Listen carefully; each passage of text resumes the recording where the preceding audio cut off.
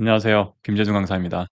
제가 지방자치론 서울시에서 출제했던 문제를 제가 아직 해설을 안 했더라고요. 그래서 이번 시간에는 작년에 출제되었던 그 지방자치론 중에서도 서울시에서 자체적으로 출제했던 문제 해설을 좀 드릴게요. 물론 이 법이 중간에 좀 개정된 부분까지 다 반영했던 내용이고, 최근에 특별하게 지방자치법이 작년에 비해서는 크게 개정된 내용은 없어요. 자, 그러면 첫 번째 문제부터 하나하나 좀 살펴볼 건데, 첫 번째 문제 볼게요. 지방 재정의 개념에 대한 설명으로 가장 옳지 않은 것은였죠. 옳지 않은 것은. 자, 하나하나 보면 첫 번째 동그라미 1번이에요. 각 지역적 특성이나 환경에 따라서 다양한 유형이 나타난다. 어떻게 보면 너무 당연한 선지죠. 그래서 사실은 그 지역별로 특히나 이제 재원이 있어서 좀 차이가 많이 날 수밖에 없어요. 가령 살림살이가 좋은 데도 있을 테고 나쁜 데도 있을 테고, 그래서 지방세의 어떤 재원 차이가 나기 때문에 다양한 유형이 나타날 수 있다. 그래서 시골 지역에 가면은 그 지역 공무원들 월급도 충당하기 어렵다는 얘기가 있잖아요. 동그라미 2번이에요. 국고보조금이나 지방교부세 등의 지원을 받고 있어서 자주성 결여라는 문제를 안고 있다. 아니, 결국은 이 지방자치단체가 이 국가로부터 이 지원을 받죠. 지원을 받는, 물론 이제 지방교부세 같은 경우에는 그중에도 보통 교부세는 목적이 정해져 있지 않잖아요. 그래서 아무 데나 쓸 수 있긴 한데 어쨌든 간에 남한테 받는 거잖아요. 그리고 국고보조금 같은 경우에는 아예 용도가 정해져 있어요. 그렇기 때문에 자주성이 떨어지죠. 그래서 실제로 다른 데 쓸 수가 없어요. 지방자치단체가 국고보조금을 교부받는 경우에는, 지원받는 경우에는. 자, 그리고 두 번째 맞는 내용이고요. 동그라미 3번 볼게요. 수익과 지출이 대부분, 사실 선지가 되게 이상하죠. 수익과 지출이 고정이 돼 있다. 그래서 수입원도 정해져 있고 지출도 정해져 있다 이 말이잖아요. 그럼 당연히 이게 탄력적이란 말하고는 상충되죠. 그래서 탄력적이라는 표현이 맞지 않죠. 경직적이다, 이렇게 표현할 수 있겠죠. 자, 사실은 이제 수입원이 계속 다양하게 가져갈 수가 없잖아요. 어느 정도 정해져 있기 때문에. 지출도 사실은 복지비 같은 경우에는 거의 다 픽스된 경우가 많고요. 정답은 3번이고요. 나머지 볼게요. 동그라미 4번. 재정 자립도나 재정 자주도 규모 면에서 상당한 복잡한 양상을 띠고 있다. 재정 자립도나 재정 자주도 다 달라요. 지자체마다 워낙 다양하기 때문에 당연하게 상당히 복잡한 양상 띠고 있고, 자립도로도 측정하기도 하고 자주도도 사용하기도 하고. 자, 이런 것들이야 그 해당 문제 나올 때 또 디테일하게 살펴보긴 하고요. 두 번째 문제 볼게요. 우리나라 지방자치에 대한 설명으로 가장 옳지 않은 것은 고른 문제였어요.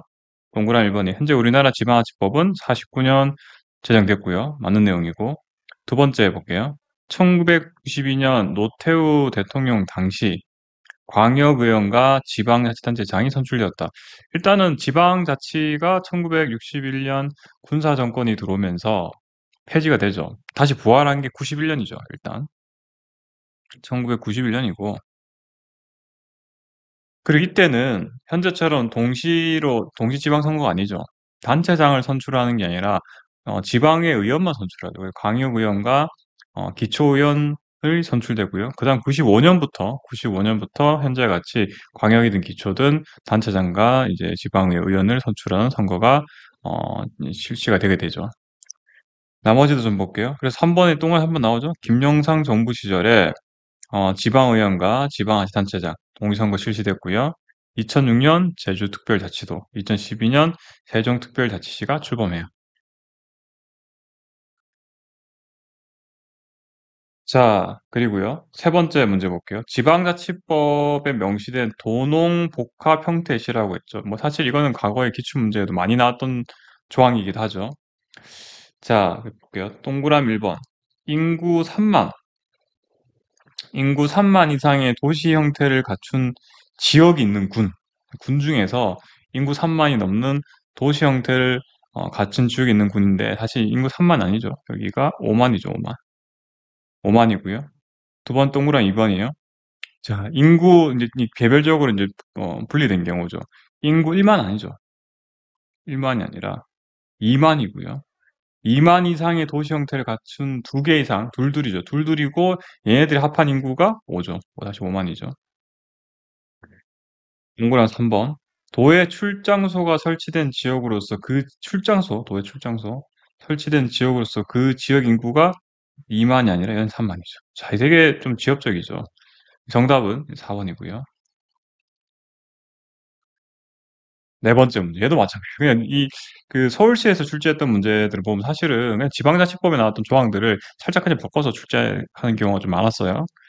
자, 첫 번째 부터 해결해 볼게요. 지방의회는 매년 2회 정례를 개최하죠. 이거 올해 국가직 7급 문제 나왔어요. 그러니까 여러분들 국가직의 행정학을 하고 지방직 7급의 행정 공부하신 분들도 이 지방자치로에 나왔던 뭐 세부적인 이론까지는 모르더라도 관련 법령들이죠. 관련 법령 정도는 풀어보시는 게 좋을 것 같아요. 이해고요. 그다음 지방의회 총선거 후에 최초로 집회되는 임시회는 이 이 사무기구죠. 지방의회를 지원하는 사무기구의 장이죠. 지방의회 사무처장이나 국장, 사무과장이 지방의회 의원들 임기 개시 일 25일, 그죠? 25죠. 얘는 뭐 헷갈릴 거 없을 것 같아요. 뭐 25라는 숫자가 사실 요거밖에 안 나오니까.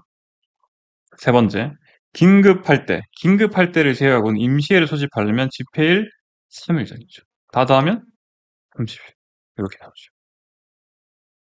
자, 지엽적이죠, 다. 다섯 번째 문제 볼게요. 지방자치법상 지방자치단체 예산이랬죠, 예산. 예산. 이 지방자치법에 나오는 예산 부분도 사실은 그 국가재정법 내용이랑 사실 거의 같죠. 그래서 국가재정법에 대해서 여러분들이 행정학 때 공부를 잘하셨으면 크게 어려움 하나도 없죠. 동그라미 이런 거 볼게요. 옳지 않은 거죠. 지방의회는 새로운 재정 부담이 따른 안건을 의결한 후에는 지방자치단체 장의 의견을 들어야 된다. 의결했죠. 의사결정 한 다음에 의견 들은 게 이상하잖아요, 애초에. 그래서 의결하기 전에 새로운 재정 부담 안건은 의결하기 전에 장의 의견을 들어야 된다. 사실 이게 맞는 편이고 후회가 아니라 전에 전이 되고요. 나머지 선지 볼게요. 사실 이 문제는 혹시 내가 동그라미 1번이 정답인지 모르시더라도 2, 3, 4가 소거가 쉽게 되셔야 돼요. 추경을 편성해서 지방의회의 의결을 받아야 된다. 중앙에서 똑같죠. 정부가 국회의 의결 받아야 되죠. 추경을 편성하려면 안 편성해서. 세 번째, 계속비도 마찬가지죠. 지방자치단체 장은 계속비에 대해서 지방의 의결을 받아야 된다. 똑같죠. 그러니까 국가재정법에서는 이 지방자치단체 장이라는 적혀 있고 정부라고 되어 있고요. 지방의회 대신에 국회로 되어 있잖아요. 정확히 동일하죠. 예비비도 마찬가지. 예비비의 지출은 다음에 지방의회 승인을 얻어야 된다. 자, 다 맞는 내용이고요. 정답은 1번이죠. 여섯 번째 문제요. 지방자치법의 상 주민에 대한 설명으로 가장 옳지 않은 것은이고요. 동그라미 1번이에요. 법령에 따라 소속 지방자치단체의 비용을 분담해야 된다. 맞고요. 지방자치법에 나와요. 비용 분담. 이게 의무죠, 의무. 예, 의무. 주민들의 의무예요. 그 다음, 두 번째. 지방자치단체의 조례를 개정할 것을 청구할 수 있으나 폐지할 것을 청구할 수는 없다. 조례 개정, 개폐 청구죠. 개정과 제정, 폐지 다 되죠.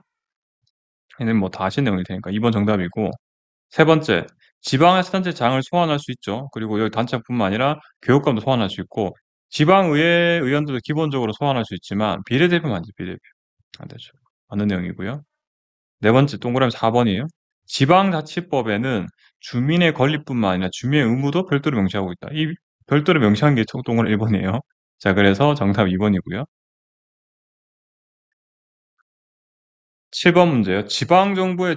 중앙정부의 지방정부 통제와 그에 대한 지방정부의 대응 수단에 대한 설명으로 가장 옳지 않은 것은 제가 이 문제를 좀 보고 느꼈던 게 여기서 말하는 중앙정부 있잖아요. 여기는 행정부만 의미하는 게 아니고요.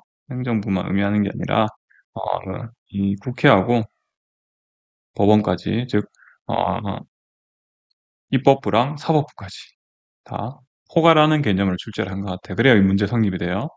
그래서 동그라미 1번처럼 중앙정부는 지방정부에 대한 입법, 사법, 행정 통제 수단을 다 가지고 있고요. 상권 분립돼 있죠. 우리나라는 헌법에 보시면. 자, 그 동그라미 1번 맞고요. 그 다음 두 번째. 중앙정부는 사법 통제의 헌법적 근거 가지고 있고요. 그러니까 여기 사법부의 권한이에요. 이게 행정부가 아니라. 세 번째. 세 번째 정답이 뭐 과거에 출제했던 문제였죠. 국무총리 소속의 행정협의조정위원회 조정 결정은 강제력이 있다 했는데 정확한 실질은 이 조정 이 행정협의조정위원회 결정에 따라서 따라야 된다 정도만 돼 있는데 이걸 이제 이 문제는 이렇게 본 것 같아요. 실질적 강제력이 없으니까 강제력이 없다고 본 것 같아요. 실질적. 왜냐? 행정협의조정위원회 조정 결정에 따라 안 따랐을 때 뭐 대집행 등 어떻게 할 수가 없어. 그래서 강제력 확보 수단이 실질이 없기 때문에 실질적 강제력이 없다. 그래서 정답은 3번이고요. 그래서 이제 행정협의조정위원회 같은 경우에는 이 중앙행정기관하고 지방자치단체 간의 이 갈등이 발생했을 때 조정기구죠. 동그라미 4번. 지방정부도 중앙정부 이웃판 통제에 대해서 행정소송 등으로 대응할 수 있다. 대법원에 소를 제기할 수 있었죠. 자, 그래서 정답 3번이고요. 여덟 번째요. 보기에서 지방자치단체의 권한대행. 권한대행에 대한 어, 이 필요한 경우를 모두 고르면 이 권한대행이 있고요. 직무대리라는 게 있어요. 이 직무대리랑 굳이 권한대행을 고르면 이 구분하자면 직무대리는 좀 일시적인 것 같아요. 좀 그래서 아주 뭐 길게 아예 뭐 단체장이 업무를 수행 언제 다시 할지 모를 정도로 긴 게 아니라 일시적으로 업무를 수행 못할 때 직무대리죠. 직무대리. 부단체장이 보통 순서가 정해져 있어요. 단체장이 못한다. 그다음에 부단체장. 부단체장 중에서도 만약에 시도 같은 경우에는 행정부시장, 정무부시장 둘이잖아요. 기본적으로. 그러면 행정부시장이 보통 우선해요. 행정부시장이 직무대행 혹은 권한대행을 하고 행정부시장도 못해. 그러면 이제 정무부시장. 또 그것도 안 돼. 그러면 이제 기획조정실장 이런 식으로 순서가 정해져 있다는 거. 그래서 권한대행 같은 경우에는 이제 언제 이 사람이 다시 직무 지방자치단장이 언제 다시 일을 할지 모르기 때문에 모르는 경우에 권한대행을 하게 되는데 거리된 경우 그리고 공소 제기된 다음에 구금 상태까지 가야 돼요. 구금 상태에 있는 경우에는 이제 그다음 보통 부단체장이 권한대행을 하게 돼 있어요. 근데 출장이나 휴가 예를 들어 해외 출장 나갔어. 직무대리요. 그러니까 예를 들어 단체장이 해외 출장 나간 동안에는 그 사이 의사결정 해야 되잖아요. 그럼 부단체장이 그때 직무대리라고 해요. 기억력이죠. 과거 우리나라 대통령에 대해서도 권한대행을 했었죠. 그죠? 탄핵되면서. 자, 그리고요. 어, 아홉 번째 문제요. 특별 지방 정부에 대한 설명을 가장 옳지 않은 것은 이 문제가 사실은 학문적인 거예요, 애초에. X가 아니라. 우리나라 지방자치법에는 특별지방자치단체로 되어 있죠. 그래서 사실 출제하신 분들이 지방정부라 편 쓰고 보니까 학문적인 의미를 좀 가지고 출제를 했다라고 좀 보시면 될 것 같아요. 볼게요. 동그라미 1번. 특별지방정부는 특정한 기능을 수행하는 지방정부다. 그래서 지방정부가 설립이 가능하면 통치기구의 성격을 갖는다. 이게 정답은 1번인데 이 특별지방정부는 말 그대로 특정한 기능을 수행하기 위한 거지 통치하는 게 아니죠. 업무에 효율적으로 행정 서비스를 효율적으로 제공하기 위해서 이런 거 설립하잖아요. 그래서 동화 3번에 그 예시가 나오죠. 상하수도, 하천관리, 공원, 주택 등 분야에 따라서 설치를 하게 돼 있고요. 현재 우리나라 이거 학자들이 했던 얘기예요. 지방자치단체 조합을 특별지방정부로 인정하고 있다. 학자들 얘기고 사실 이제는 조금은 논란이 될 수 있는 게 특별지방자치단체라는 게 지방자치단체 조합하고 지방자치법에 별도로 다 어, 규정이 돼 있잖아요. 그러면 이제 특별지방자치단체하고 지방자치단체 조합하고 둘 다 특별지방정부로 이제 볼 것이냐. 그게 대한 이제 별개의 문제이긴 해요, 사실은. 어쨌든 학자들이 과거에는 조합을 특별지방정부로 인정했었어요. 지금은 어떻게 정리가 됐는지는 사실 명확하진 않아요. 자, 그래서 특별지방정부, 저는 이제 특별지방정부를 했으니까 둘 다 생각할게요. 조합이나 혹은 우리나라 특별지방자치단체 둘 다 법인 가지죠. 법인 가지고 있고요. 기업과 달리 공적 권한을 당연히 행사하죠. 행사하죠. 그리고 자치권을 가지고 있다. 일정한 수준에서 그 해당 분야에 대해서만 자치권을 가지고 있죠. 그래서 사실 이제 현재 최근에 들어왔던 특별지방자치단체라고 하면 아주 명확하죠. 지방자치단체를 했으니까 자치권 당연히 가지고 있을 테고요. 열 번째 문제예요. 보기에서 지방자치법상 지방자치단체장이 조례나 규칙으로 정하는 바에 따라 그 권에 사는 사무의 일부를 위임할 수 있는 거. 자, 이거 어렵죠. 다 돼요. 그렇게 말씀드리면 법에 나오죠. 여기 보시면 지방자치법 117조 제1항에 다 권한을 위임할 수 있다라고 돼 있고요. 11번째 문제요. 아른슈타인 나왔죠. 아른슈타인 보시자마자 여러분들은 두 문자 쓰시면 되죠.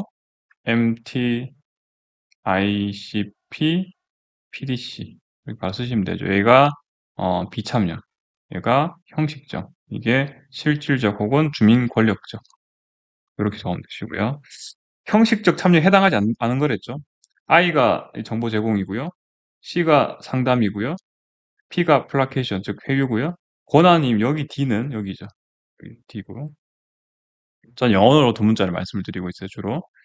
12번째 문제요. 지방자치법상 지방자치단체 지방분쟁조정위원회에 대한 설명으로 가장 옳지 않은 것은 이 두 가지가 있죠. 지방자치단체 분쟁조정위원회에서는 중앙이 있고요. 그리고 지방이 있죠. 지방은 동일 시도 내죠. 동일 시도 내고 그리고 당연하게 시도가 당사자면 안 되겠죠. 그 안에 있는 기초군 지방자치단체 조합 간에 이 동일 시도 내에 있는 그리고 나머지 모든 경우 전부 다 지방자치단체 중앙분쟁조정위원회에서 조정을 하게 돼 있죠. 이거만 구분하시면 되고요. 정답은 1번이죠. 그래서 시도가 이제 당사자가 되면은 중앙에서 처리하겠죠. 지방자치단체 중앙분쟁조정위원회에서 심의 의결하게 돼 있죠. 그리고 나머지도 볼게요. 지방이든 중앙이든 간에 위원수는 동일하죠. 위원장 1인을 포함해서 11명 이내의 의원을 구성하게 되어 있고요. 그리고 위원장을 포함해서 7명 이상의 출석으로 개의하고 3분의 이상의 찬성으로 의결한다. 다 같은 내용이죠. 공통적으로. 13번째요. 지방자치법상 주민의 감사 청구에 대한 설명으로 가장 옳지 않은 것은. 자, 이 문제도 사실은 이 약간의 상식각오를 풀 수 있는 문제였어요. 그래서 금치산 선고를 받아서 선고권 없으면 안 되고요. 그리고 뭐 두 번째는 워낙 당연한 내용이죠. 개인의 사생활 침해 우려가 있으면 안 되고요. 그리고 세 번째는 괴롭죠. 도지사가 감사 청구를 받은 날부터 5일 수치 나와버렸죠. 5일 이내에 내용을 공표해야 된다. 이거 물음표. 근데 선지 4번이 좀 명확하죠. 왜냐? 어, 감사 청구를 각하할 때는 대표자에게 의견 진술의 기회를 당연히 줘야겠죠. 이거는. 이것도 사실은 지방자치법 전반전 한 번만 읽어보셔도 뭔가 이상한 걸 바로 눈치를 채셨을 거예요. 14번째요. 우리나라 지방자치단체 기관 구성에서 지방의회에 대해서 집행기관, 즉 지방자치단체의 장이죠. 집행기관의 권한으로 가장 옳지 않은 것은. 그래서 제가 이런 말 쓰잖아요. 중앙에서는 행정부라 쓰지만 지방에서는 집행부라 쓴다고. 자, 그래서 선결 처분 가능하죠. 지방의회에서 구성이 잘 안 돼서 의결을 못할 때 먼저 처분하는 거. 그 다음에 지방의회에서 의결에 대한 제의 요구 가능하고요. 그 다음에 예산상 집행 불가능한 경우에도 제의 요구 가능하고요. 제의 요구는 다 가능하죠. 단체 장이. 행정사무조사 누가 하죠? 지방의회에서 하죠. 지방의회에서. 정답은 4번이죠. 15번째 문제요. 지방자치법상 우리나라 지방자치단체장의 직인수위원회. 제가 이거 모의고사도 출제하는 문제인데 가장 옳지 않은 것은 이게 지방자치법이 전부 개정되면서 새로 들어온 거라고 제가 기본 강의 때도 말씀을 드렸던 내용이에요. 직인수위원 이거죠. 대통령직 인수위원회 들어보셨죠? 대통령직 인수위원회는 한마디로 당선인으로 확정이 되고 나서부터 한마디 인수인계를 받을 준비야. 내가 다음 대통령 될 거니까 이제 직무를 시작하기 전에 이제 말 그대로 준비를 하는 거예요. 내 뭐 앞으로 장관 후보자들도 지명을 해야 되고 하니까 똑같아요. 지방자치단체에서도 지방자치단체장 직인수위원회를 이제 법상, 그리고 지방자치법상 정한 내용을 하고 있어요. 그러니까 과거에도 물론 지방자치법에 규정이 안 돼 있다 하더라도 뭐 법적인 근거는 없지만 사실은 다 하고 있었어. 근데 이제 아예 이제 지방자치법에 할 수 있는 범위를 좀 명확하게 해놨어요. 내용을 볼게요. 단순하게 법률 문제죠. 첫 번째, 인수위원회는 당선인으로 결정될 때부터 존속기한이 임기 시작 20일까지만 존속할 수 있고요. 그리고 인수위원회는 해당 지방자치단체의 정책 기조를 설정하기 위한 당연히 준비 업무죠. 준비 업무를 수행하게 돼 있고요. 세 번째, 자치구, 기초지자체죠. 자치구의 인수위원회는 위원장 1명 및 부위원장 1명을 포함해서 20명이 아니라 15명이죠. 이게 어렵죠. 이런 것들이 오히려. 그래서 기초는 15명, 광역은 20명. 자, 유연은 명예직으로 하고요. 당선인이 임명하거나 위촉하게 돼 있어요. 16번째 문제요. 지방자치의 의의와 가져야 되는 설명은 가장 옳지 않은 것은. 옳지 않은 것은. 동그라미 1번. 각 지역이 가지고 있는 특성에 맞는 개성 있는 정책을 추진할 수 있다. 당연히 지방자치를 할 수 있는 가장 큰 장점이죠. 그러니까 지역 주민의 어떤 수요에 맞는, 그에 맞는 행정 서비스를 각각 제공할 수가 있죠. 동그라미 2번. 자치권이 보장되기 때문에 지방자치단체 간의 경쟁이 발생할 여지가 없다. 자, 이거 사실은 상식적인 내용입니다. 당연하게 경쟁이 발생을 할 수 있죠. 특정한 예를 들어서 수익시설을 유치하려고 한다든가 아니면은 이 지역 주민들이 인구가 지금 최근에는 지방자치단체가 소멸하는 데가 많잖아요. 그러다 보니까 정책 경쟁을 한다고요. 우리 지역에 오면은 출산 지원금 드리겠어요. 복지 정책 해드리겠어요. 최근에 많이 하고 있죠. 그래서 경쟁이 당연히 발생할 수 있다. 특히나 인구가 줄어들고 있는 상황에서. 나머지 볼게요. 정답은 2번이죠. 주민의 정책 참여가 용이해서 참여가 활성화될 수 있다. 당연한 거고요. 지방자치라니까. 네 번째, 지방자치론에서 국가 전체적인 통합성에 결여될 우려가 있다. 자, 이거 중앙집권적 차원에서는 통합성이 뛰어날 수 있죠. 대신에 이제 특색을 못 살리죠. 이게 상충되는 관계인데, 그래서 지방자치를 할 때는 이런 통합성 측면에서는 결여될 수 있다. 17번째 문제예요. 우리나라 지방의 의결 종족수와 내용을 옳게 짝지은 것은 의결 종족수. 이것도 이제 굉장히 지엽적인 내용이에요. 자, 옳게 짝지은 거. 동그라미 1번. 제적위원 과반 출석과 출석위원 3분의 2 이상의 찬성. 제명은 여러 번 출제됐던 거죠. 제적위원의 3분의 2 이상의 찬성이 필요해요. 뭐하고 저기 탈락. 여기 나오시는 선지 4번하고 그래서 지방의회 의원에 대한 자격 상실 의결하고는 둘 다 제적위원 3분의 2 이상의 찬성이 필요해요. 둘 다 탈락이죠. 자, 그리고 이제 두 개가 어려워요. 제적위원 과반 찬성 필요한 거. 지방자치단체 사무소 소재지 변경 조례. 자, 2번이 맞아요. 3번 어디에 틀렸냐면 지방자치단체의 관할구역 경계 변경 동의는 얘는 한 번 정도 나왔을 거예요. 얘가 3분의 2, 3분의 2. 그래서 과반 출석과 출석위원 3분의 2 이상의 찬성으로 의결을 하게 돼 있어요. 자, 이런 거 굉장히 지방자치법을 꼼꼼하게 아셔야 돼요. 그리고 선지 1번과 4번 같은 경우에는 출제가 많이 됐던 거죠. 이런 것들 여러분들이 소거를 좀 하셔야 돼요. 실제 문제 푸실 때도. 이번 시험 문제에서 가장 곤란했던 문제죠. 그렇죠. 지방교부세 법령상 지방교부세 산정에서 기준재정 수역에 측정할 때 사용하지 않는 측정 단위는 와 이거 진짜 어렵더라고. 이거는 너무 지엽적이에요. 이건 문제를 어렵게 이렇게 막 논리적으로 유출해야 돼서 풀 수 있는 문제가 아니라 그냥 법령에 있는 그리고 별표에 들어있는 그걸 그냥 물어본 거였어요. 좀 난데없죠, 그죠? 정답은 2번인데 사실 이거는 글쎄요. 좀 적절하지 않다 생각해요. 제 개인적으로는. 어쨌든 이런 문제 여러분 모르시면은 적당히 읽어보고 찍고 넘어가시길 바라요. 19번째 문제요. 지방자치단체의 재정 운영을 제한하는 사항에 대한 설명으로 가장 옳지 않은 것은? 옳지 않은 것은? 사실 이것도 여러분들 지방재정법이나 지방자치 모르시더라도 어느 정도 법률 전반적으로 읽어보셨으면 고를 수 있는 문제. 정답은 4번이죠. 재정이기 단체의 장인데 채무 빚지는 거, 채무 부담 행위를 그냥 통해서 지방채를 쉽게 발행할 수 있겠어요? 뭔가 이 재정이기 단체 장이면은 지방채 발행이 굉장히 어렵겠죠. 그래서 정답 4번이고 나머지 그냥 읽어볼게요. 용도가 지정되지 않은 기부금 출제 안 되고요. 지출할 수 없고요. 법령의 근거가 있는 경우에만 출제할 수 있고 법률에 의하지 않은 경우에는 지방채도 발행이 안 되죠. 정답은 4번이고요. 자, 마지막 문제요.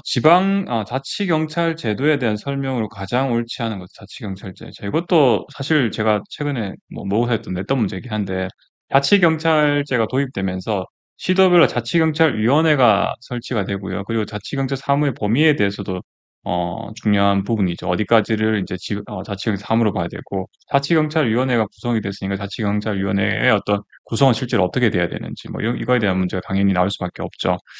동그라미 1번 볼게요. 자치경찰제 도입을 통해서 비대해진 경찰권을 분산해야 된다는 의견을 바탕으로 추진되었다. 국가경찰이 경찰권이 너무 많다는 거죠. 그래서 이것도 이유가 되겠죠. 물론 이제 지역 실정에 맞는 경찰 행정을 수행하는 것도 이유가 될 테고요. 얘는 말 거고.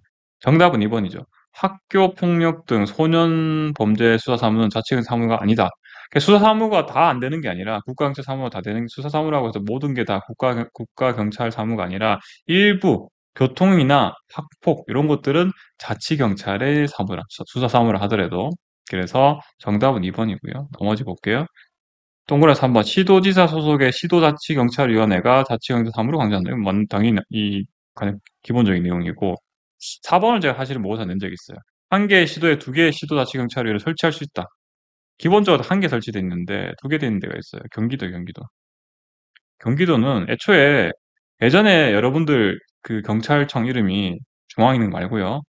시도별로 지방경찰청이 있었어요. 지방경찰청. 광역 단위로. 서울지방경찰청, 울산지방경찰청, 이제 이름이 바뀌었어요. 이거 지방에 다 없어졌어. 그냥 서울경찰청, 이런 식으로 바뀌었어요. 근데 왜 두 개가 가능하냐, 경기도. 경기도는 과거에도 경기도 남부, 북부, 각각, 강남북도 너무 인구가 많다 보니까 경찰청이 따로 있었어요. 그렇기 때문에 이 경찰청도 하나 설치돼 있었고, 두 개 설치돼 있었고, 그 다음에 그에 따라서 경찰위원회도 둘 다 설치돼 있어요.